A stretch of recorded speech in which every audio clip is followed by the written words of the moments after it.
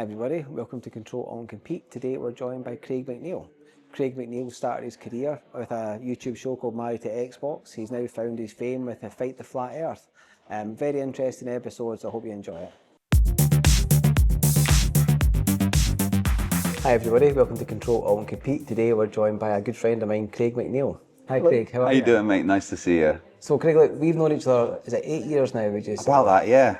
Yeah, because I think what I remember the most was, in fact, you tell me, how did we meet? Because I remember we worked on like Married to Xbox together. Well, I was posting in the Xbox group that you were kind of running on Facebook, and my wife and I were doing our Married to Xbox YouTube channel, our weekly show about Xbox, and you were watching it, and then you offered to record one of the episodes for us.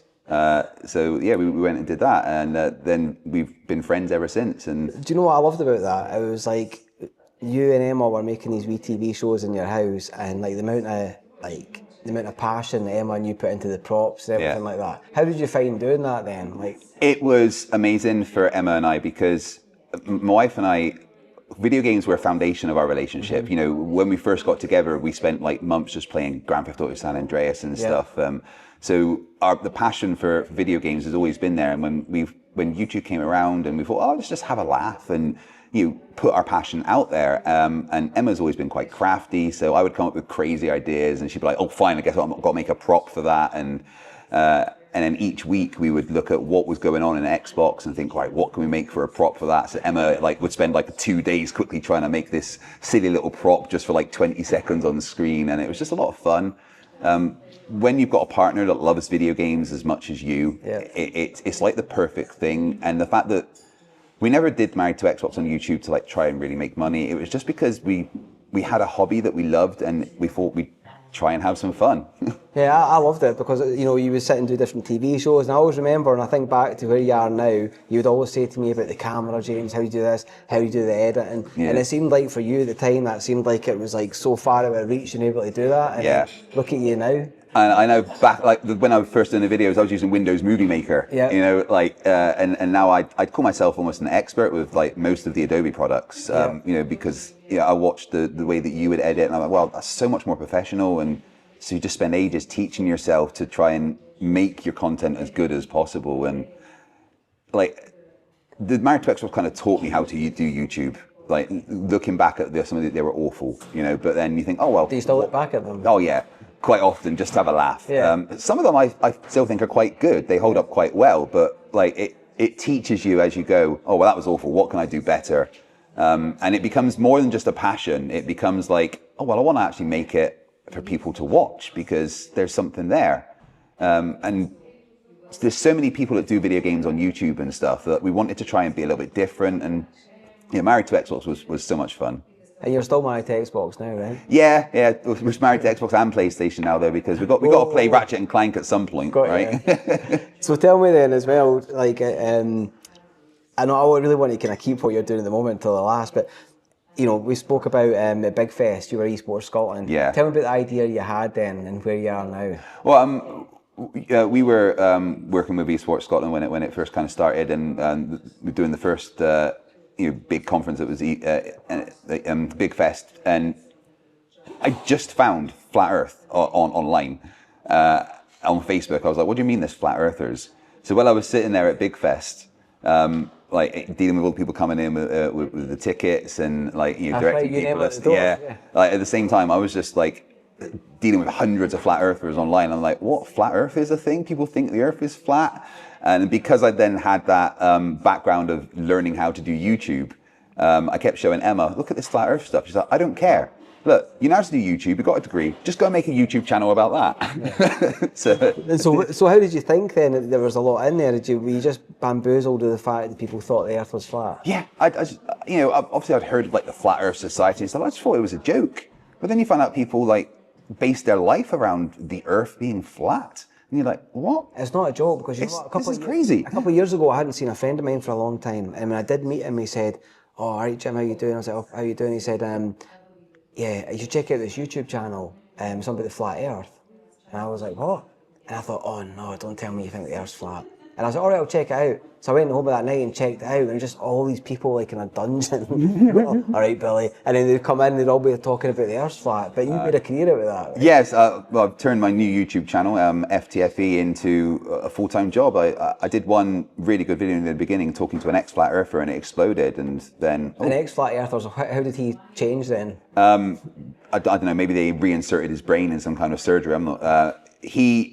It was the toxicness of the flat earthers in general that made him think, well, these people aren't very nice. And then he just looked into some other things. And then he spoke to me for a while. I sent him some evidence. And then, okay, guess the Earth's not flat.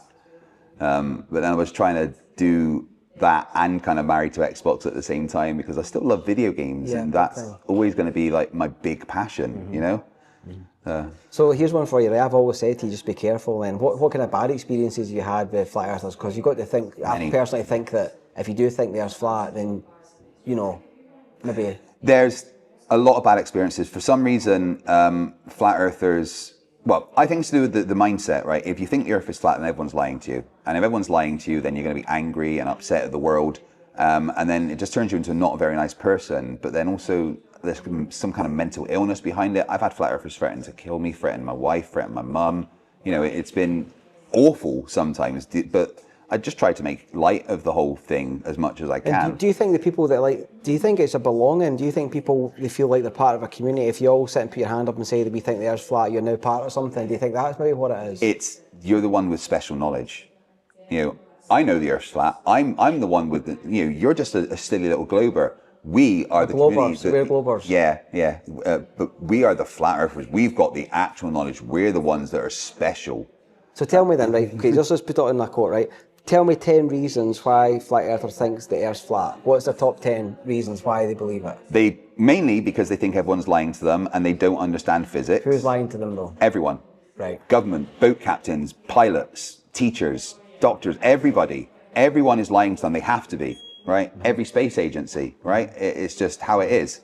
But then it's a lack of understanding physics, why you can see quite far in certain conditions with refraction, not believing in things like gravity and understanding why it works.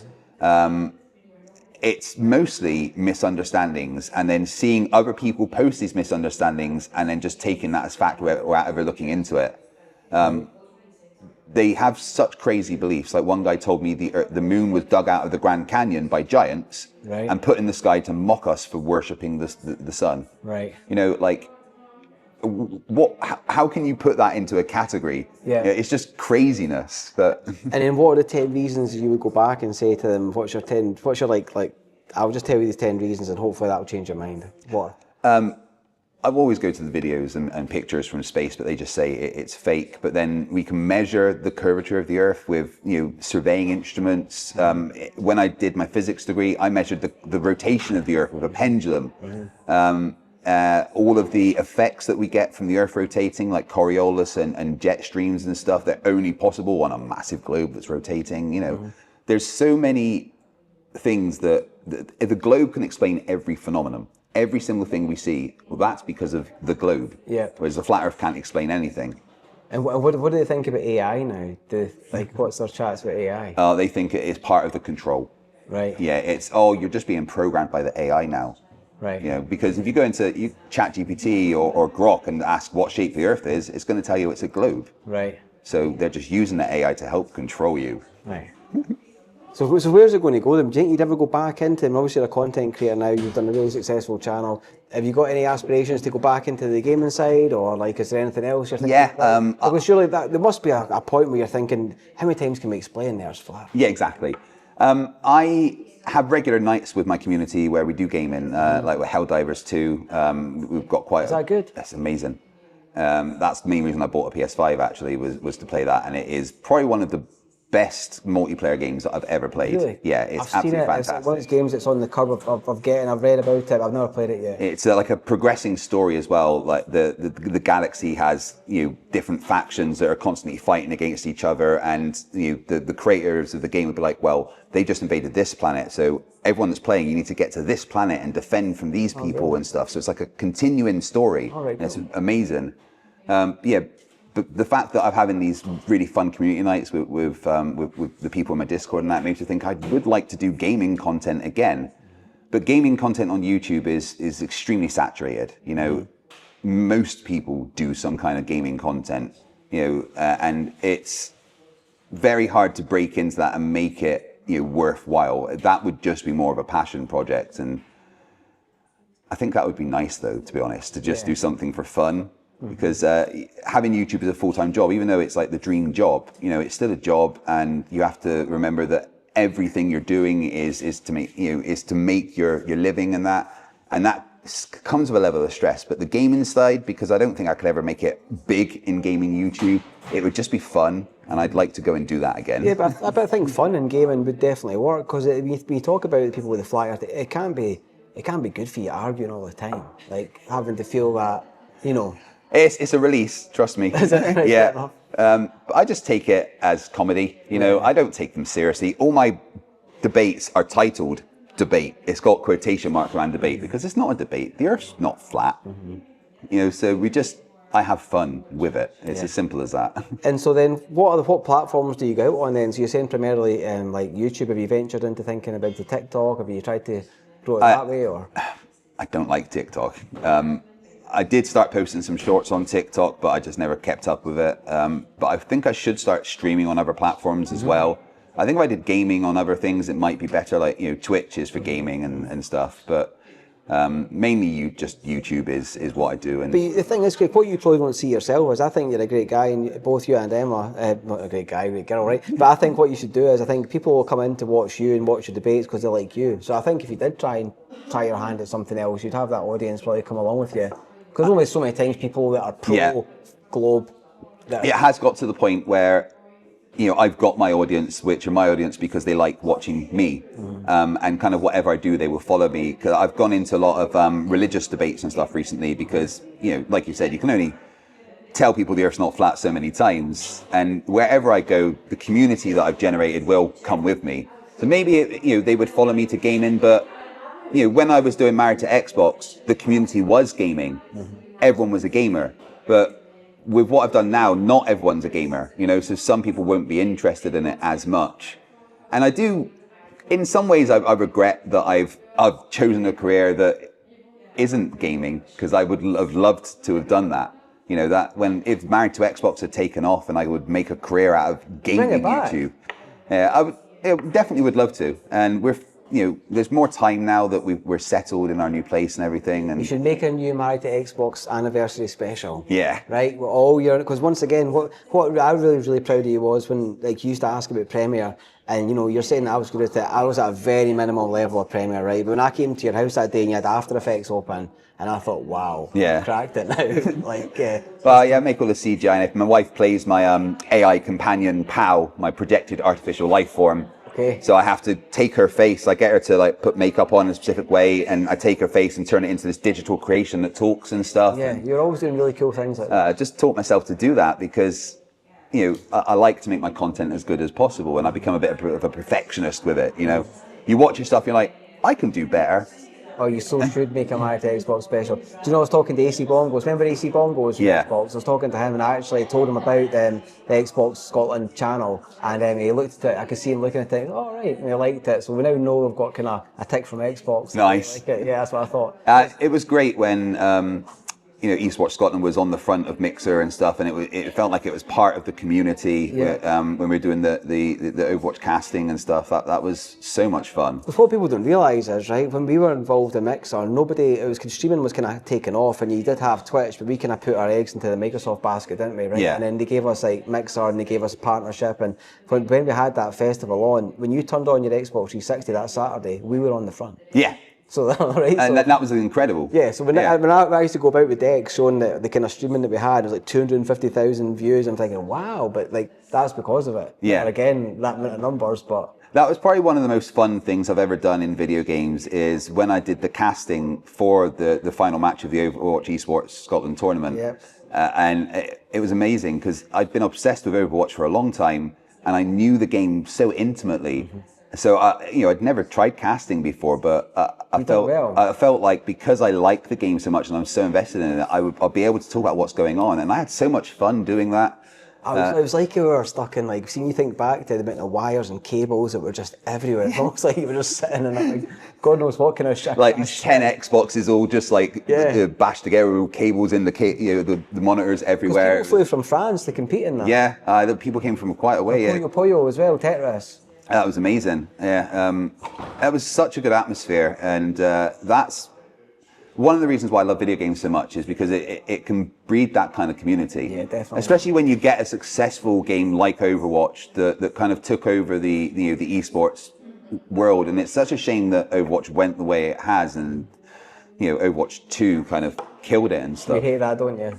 Well, I don't know why they decided to do that. I mean, somebody in the board saying, look, we need this game. Okay, it's great, everybody's loved this game for a long time, but we need to get people to reinvest in another X. But they made it free, the second one, did they? Yeah, they made it free to play, but then they were going to release these single-player campaigns that you would pay for, and then that never happened. And that was the whole point of Overwatch 2, is that you were going to get this single-player campaign where you could take the characters and level them up and, and create your own play style through the campaign, and then, we're not doing that anymore. Right, so what is Overwatch 2? Oh, well, we changed it from 6v6 to 5v5. Yeah, try and make it more esport-y. Brilliant, good job. So now the tank's on their own and gets killed all the time. Yeah. Ah, wonderful. And you took away Rissa's shield. Yeah. But the thing is, what's great, we've had a lot of people onto the podcast, and we've had a lot of people before sort of games development, and they talk about the process they kind of go through. So you can imagine that just comes from the kind of top down, that somebody's trying to, make it fit into a hole they want. Yeah, Overwatch 2 became very greedy with the monetization as well. I didn't mind the loot boxes in the first Overwatch. Because it was fun, right? They took away the loot boxes, and they're like, oh no, you just outright buy the costumes, but they were so expensive. Mm-hmm. It was more worth it to drop £10 and get like 30 loot boxes, and then it's actually the excitement of getting it, or you build up your loot boxes by playing and stuff. And they took that side of it away, and the only way to get your outfits was just to drop hard cash, and even though the game was free, you could end up spending so much that it took away a lot of the fun. Some of these games are just going crazy now. See, you even think about it. I mean, don't get me wrong. When I seen that the Teenage Mutant Ninja Turtles were going to be in Call of Duty, right? Yeah. I thought, I like the Turtles, but at the same time, you're like, come on. Call of Duty was. Everyone's trying to be a Fortnite. They're thinking, well, Fortnite can do it. We'll get the Turtles. You think of the big classic days of Call of Duty, and that's like Modern Warfare 2, definitely. Rust, and those kind of maps, and like you didn't have Teenage Mutant Ninja Turtles and people with emoji heads running around, and it's kind of taken away what Call of Duty was. Do you think they do that, milk it, and then then it's part of the cycle, we'll just bring it back to the original again? It does feel like the going back to original is big right now. And you look at Fortnite and you look at PUBG, here's the classic maps. Everyone go back and play the classic game. So maybe it's a cycle. Make it as silly as possible. But the developers must be up against it, aren't they? Sorry, but like, if you think about it, they know that the community want more. They want to keep it going, under pressure to keep it fresh. Like you're saying, they don't want to make an Overwatch 2. They want to try and keep it fresh, so that's probably what they're on. But Marvel Rivals, that's kind of like Overwatch. That's the one that's got me at the moment. When I was playing Overwatch, I was always like, I'd love a game like this, but with superheroes. And Marvel Rivals have made Overwatch what I thought Overwatch should have been. Mm-hmm. It's so much more fun, so much more chaotic, destruction of the environments, but it's also at the same time seems a lot more refined than Overwatch ever was. Mm-hmm. The developers are a lot more focused in listening to the community, and also telling the community, no, you're wrong, you just need to do this. Mm-hmm. And I like a game like that where the developers will really react to what the community is saying and try and constantly stay on top of balancing.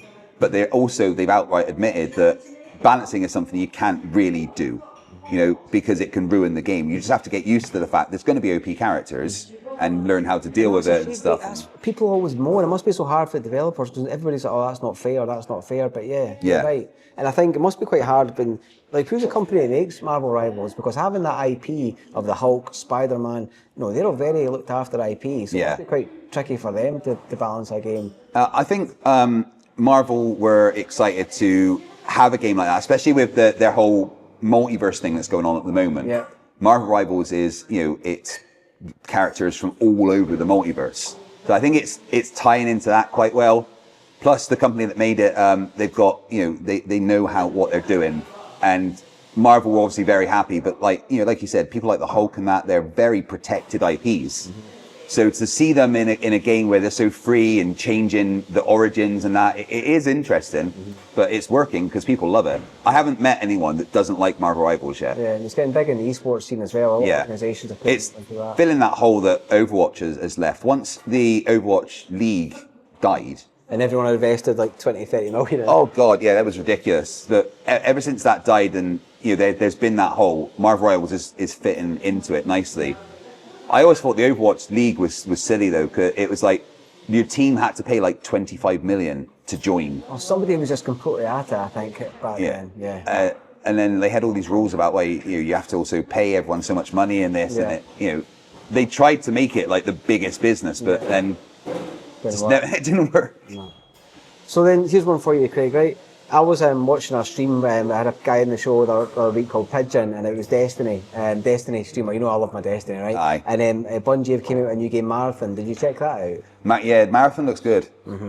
Yeah, I hope Marathon isn't another Concord, because their live service games at the moment are very dangerous to launch.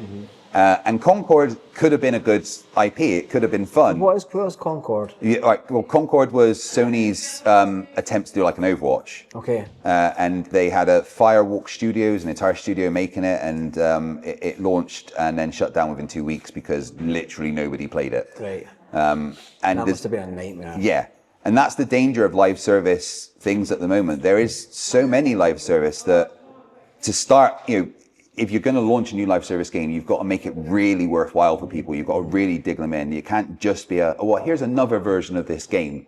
And I worry that something like Marathon would just be another Division or something. It's an extraction shooter. It's got its very unique art style, but it's launching into an industry at the moment that is in turmoil. The games industry is struggling right now with a lot of things, and it's launching into a world where everyone is trying to do a live service. Yeah.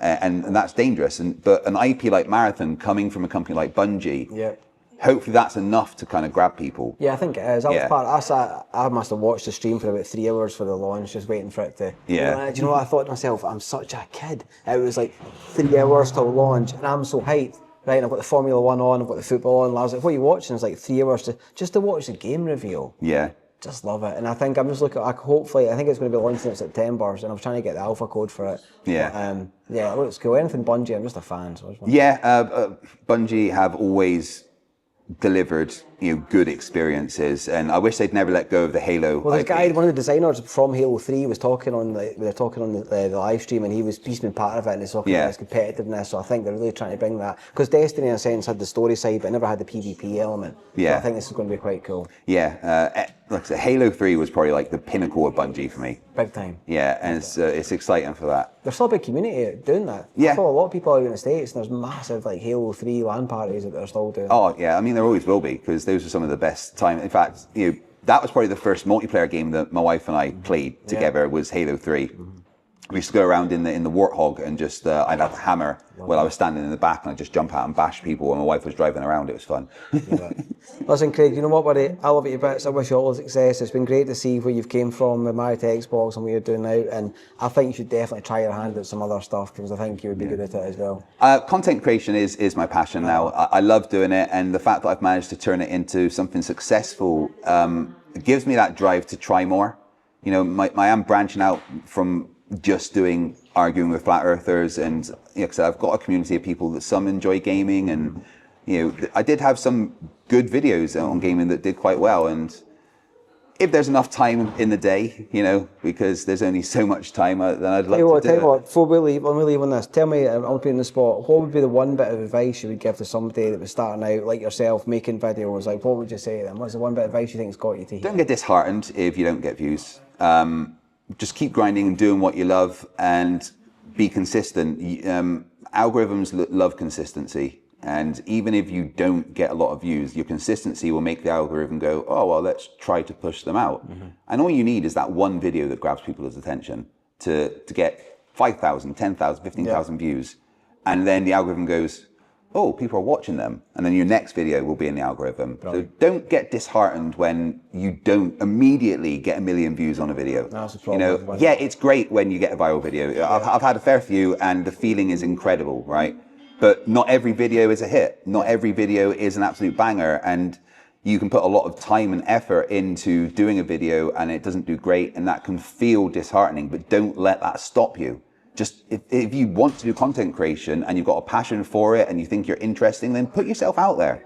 If YouTube doesn't work, try TikTok. If TikTok doesn't work, try Rumble. Don't give up just because it doesn't immediately work. Good man. Love it, Craig.